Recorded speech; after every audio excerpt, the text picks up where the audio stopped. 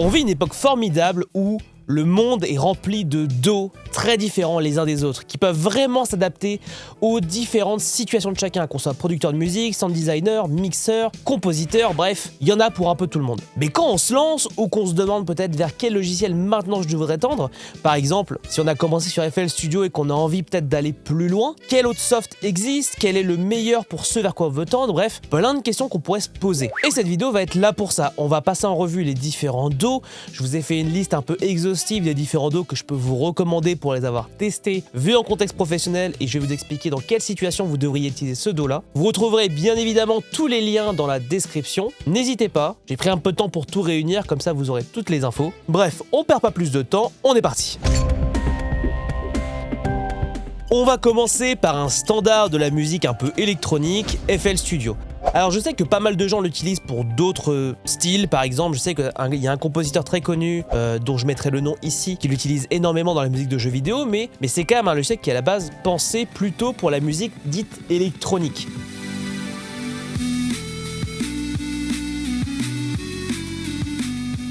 Beaucoup de synthé, beaucoup de percussions électroniques, on va avoir une boîte à rythme intégrée, c'est quand même plutôt tiré vers ça. Cependant, il y a d'autres artistes, plus jeux vidéo ou musique de film, qui l'utilisent. Le compositeur de Doom compose énormément dans FL Studio avant d'importer après dans, je crois, Ableton ou Cubase, ou peut-être d'après de mettre dans Pro Tools. Bon bref, c'est un gros bordel, il utilise plusieurs logiciels en un. De manière générale, est-ce que je vous recommande FL Studio? Oui, mais plutôt si vous faites de la musique électronique. Si vous faites du mixage, si vous faites de la musique de jeux vidéo, de la musique de film, c'est pas forcément le logiciel vers lequel je vous conseillerais de vous tendre. On va en voir d'autres qui sont peut-être plus pertinents. Celui-là, il est peut-être bien pour commencer la musique, mais j'avoue que moi quand j'ai commencé avec FL Studio, ça m'a vite dégoûté et je suis rapidement passé à Ableton, dont on parlera après. Et notamment un truc moi qui m'avait un peu rebuté, c'est qu'il y a beaucoup de menus, de sous-menus, on se perd assez vite, mais je sais qu'il y a beaucoup de collègues que je connais qui bossent dessus ou qui l'ont utilisé au début, et je pense que ça peut être une bonne porte d'entrée, mais je vous dirais pas que c'est le logiciel le plus utilisé dans la musique à l'image et la musique de jeux vidéo, loin de là.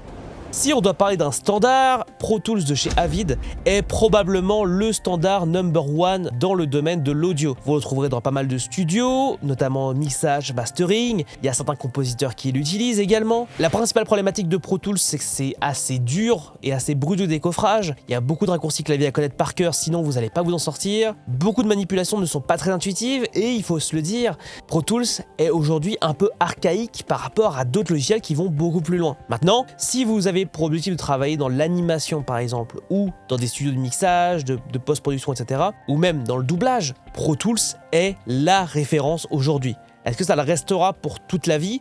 Je n'en suis pas sûr, beaucoup de studios commencent à se tourner vers d'autres alternatives dont on va parler tout à l'heure, mais il reste indéniable que c'est un logiciel pertinent, efficace et encore beaucoup utilisé maintenant. Donc si vous vous intéressez au mixage, mastering, si vous vous intéressez à l'animation et que vous voulez travailler dans une boîte de post-production audio, et pas Pro Tools, vous allez devoir vous le prendre. Alors en plus c'est assez cher et les mises à jour sont toujours payantes, mais ça reste une des solutions qui existent sur le marché qui est encore très représentée aujourd'hui. On va faire une petite parenthèse Bitwig parce que Bitwig c'est un logiciel assez intéressant. Ça ressemble beaucoup à Ableton dont on parlera plus tard, mais ce qu'on peut dire avec assez grande certitude de Bitwig, c'est que c'est probablement le logiciel le plus intéressant pour les bidouilleurs. On va retrouver pas mal de systèmes de modules comme sur Ableton, mais beaucoup plus poussés. On va pouvoir faire de la synthèse assez poussée avec beaucoup d'éléments, beaucoup d'imbrications. C'est vraiment un logiciel de bidouilleur. Comme dit ici, le logiciel pour la composition, la production intuitive et les performances en direct. C'est vrai que c'est aussi pas mal pensé pour le direct. Il y a énormément de choses dedans. C'est pas forcément le plus user-friendly, mais si vous voulez créer des synthés, si vous voulez pousser la créativité à son maximum, je pense que c'est vraiment un des top tiers. Mais par contre,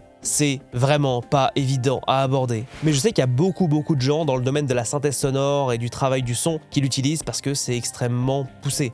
Maintenant, si vous faites de la musique à l'image, si vous faites de la musique de jeux vidéo, c'est peut-être pas forcément le plus fun, à part si vous faites du sound design et que vous êtes un gros bidouilleur dans le sound design, là effectivement ça peut être intéressant. Sinon, il y a d'autres logiciels beaucoup plus simples pour commencer.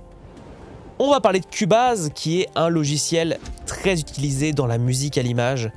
C'est un gros standard. Beaucoup de compositeurs à l'image l'utilisent aujourd'hui parce qu'il est rapide, parce qu'il y a des systèmes de templates extrêmement bien fichus, parce que c'est extrêmement facile de travailler l'image dessus. Par contre, il y a quand même un revers à la médaille, c'est que c'est beaucoup de sous-menus, beaucoup de choses cachées, beaucoup de raccourcis qu'il faut connaître un peu par cœur. Pour l'avoir essayé pendant des années, c'est pas forcément ma came, même si de plus en plus je trouve ça intuitif et intéressant, mais faut quand même reconnaître que qu'il y a des logiciels plus faciles à aborder que celui-là. Maintenant, si votre objectif c'est de faire de la musique, par exemple pour un album, un EP que vous voulez sortir, faire de la musique linéaire à l'image de jeux vidéo, et bah effectivement Cubase ça peut être une solution, en sachant qu'il existe deux versions, il existe Cubase et il existe Nuendo. Globalement, on va retrouver quelques petits changements. L'essentiel c'est que Cubase c'est vraiment pour un peu monsieur tout le monde, Nuendo c'est pour les professionnels qui ont besoin de fonctionnalités plus avancées. Pour vous illustrer un peu le propos, voici un tableau récapitulatif de la différence entre Cubase Pro et Nuendo 14. Notamment, on peut retrouver une résolution audio plus importante. Si on devait faire la comparaison, c'est comme si là vous pouviez enregistrer en 1080p et là en 4K.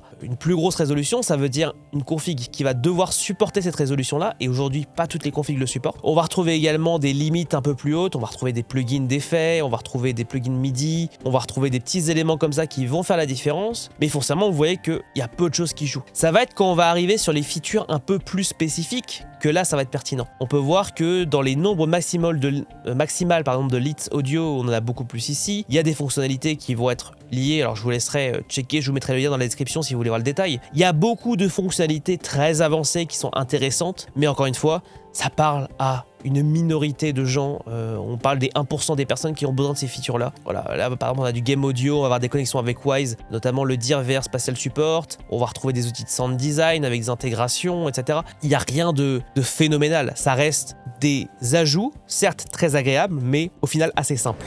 Maintenant, on va parler de Studio One. Alors Studio One, c'est une sorte de mélange entre Cubase et Ableton. C'est-à-dire qu'on va retrouver des éléments d'interface proches de Cubase ou de Reaper, mais avec des éléments qui font penser à Ableton, notamment la partie effet qu'on va retrouver en bas. Assez facile à l'usage, très inspirant, beaucoup de choses très claires, assez peu de sous-menus, pas mal d'accessibilité sur le menu de droite qui va permettre de naviguer au travers des instruments, des effets, etc. Ça, c'est assez énorme. À l'usage, il fonctionne très bien. On a cependant parfois quelques petits bugs qui peuvent être gênants, et surtout, il y a un truc qui fait la différence, c'est que maintenant, la licence permanente, elle est plus si intéressante que ça. Pour vous illustrer mon propos, je vous ai mis le lien dans la description de la page Presonus qui compare la version Studio One Pro, la version avec Annual Plan et avec le Monthly Plan. Et vous voyez bien que si on regarde un peu le détail, on voit qu'il y a beaucoup de choses qui ne sont pas intégrées dedans. Et c'est un peu embêtant parce que ça veut dire que foncièrement, ça nous pousse à prendre l'abonnement. Et moi, je suis pas très pour les abonnements. Je trouve que c'est un peu poussé à la consommation. Donc, gardez en tête que si vous allez acheter le logiciel à 140 €, et vous allez peut-être devoir ajouter un abonnement. Et l'abonnement, il peut être plus ou moins important. Le plan mensuel, c'est 20 balles par mois. Donc ça veut dire qu'il faut vous rajouter 240 € par an. Après, le logiciel reste très bien, c'est très abordable, c'est vraiment très cool. Je crois que Renoiser l'a utilisé pendant pas mal de temps, si je dis pas de bêtises, si je me trompe pas.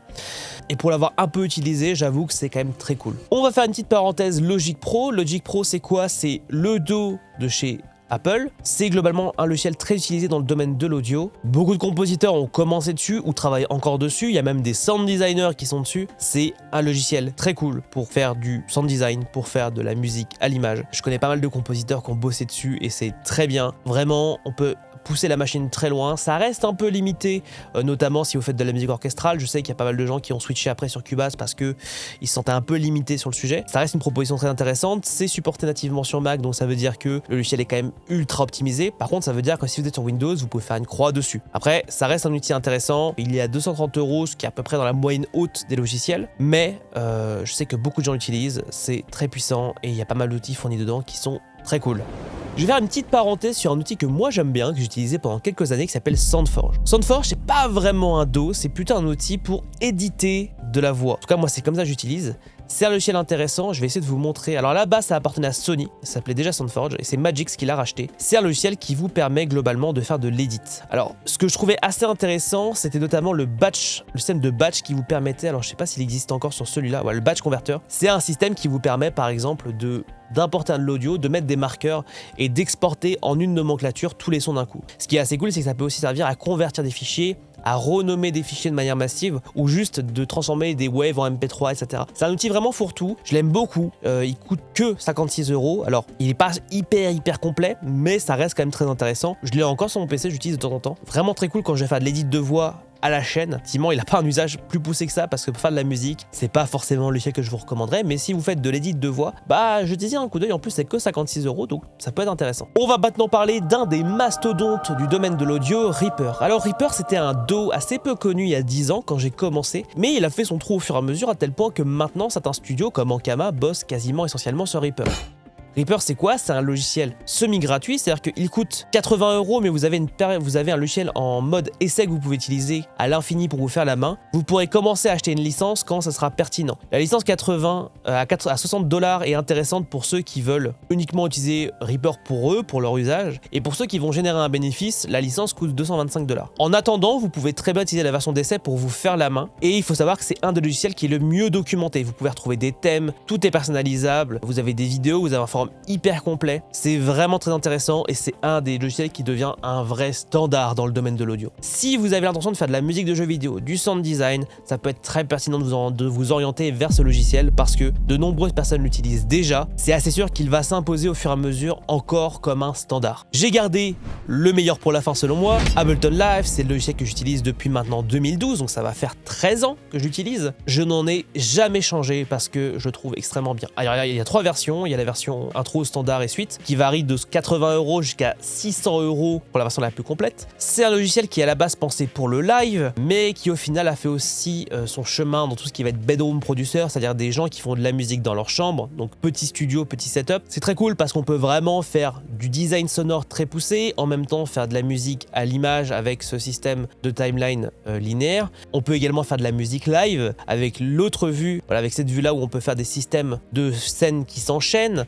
Il y a énormément d'outils disponibles. D'ailleurs, normalement, quand cette vidéo sortira, il y aura déjà eu une vidéo qui présentera les différentes versions d'Ableton. Non. Dans tous les cas, c'est un outil super utile, super cool. On peut aussi faire beaucoup de synthèse avec Max for Live qui est intégré dans la version suite. Et dans tous les cas, je trouve que c'est un outil très intuitif parce qu'on va avoir la partie timeline où ici on va pouvoir composer la musique, l'explorateur pour aller chercher des sons, des batteries, etc.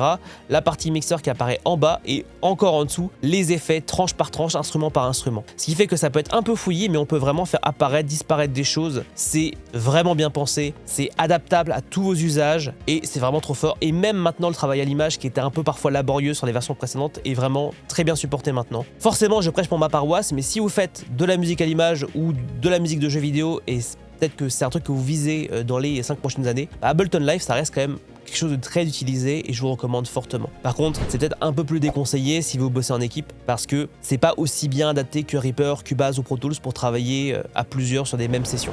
Voilà ce que je pouvais vous dire sur les différents DAW à choisir en 2025. N'hésitez pas à me dire dans les commentaires ce que vous en avez pensé. S'il y a des choses qui n'ont pas été assez claires, n'hésitez pas à me le faire savoir, j'y répondrai avec plaisir.